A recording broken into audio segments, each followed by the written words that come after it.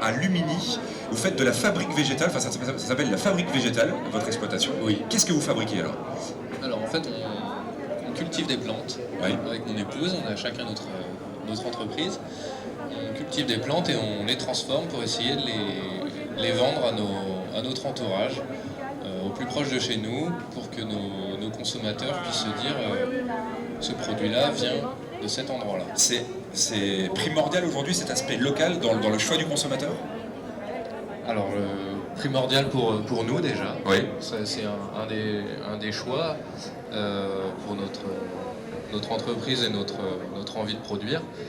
Et on a la chance d'être dans une région et un département où il y a beaucoup d'habitants. Donc on peut se permettre d'agir de la sorte. Vous recevez le prix de l'agroforesterie. Qu'est-ce que c'est l'agroforesterie? En quelques mots, pour que vraiment les gens qui nous écoutent comprennent en deux mots ce que c'est que l'agroforesterie, qui a l'air comme ça d'un terme scientifique, mais au final c'est très simple. Alors, c'est aussi simple que le mot, c'est-à-dire il y a agroforesterie, donc on fait de l'agriculture en intégrant une strate arborée au sein des cultures. D'accord, donc ça veut dire que vos champs ressemblent à des champs, mais il y a des forêts autour. Il y a des forêts dedans. Dedans, oui, dedans. Ah, c'est dedans. Alors, pourquoi vous décidez de mettre ces forêts? Il y a un but? Alors, en fait, j'ai intégré des arbres, donc c'est pas des forêts, ça reste des champs. J'ai intégré des arbres dans mes cultures, donc faut savoir que le bocage normand, par exemple, c'est de l'agroforesterie. Moi, j'ai intégré mes arbres dans mes champs de manière assez ergonomique pour ma manière de travailler, c'est-à-dire j'ai fait des lignes espacées de 27 mètres avec des arbres qui composent ces lignes, qui sont adaptés à mon climat.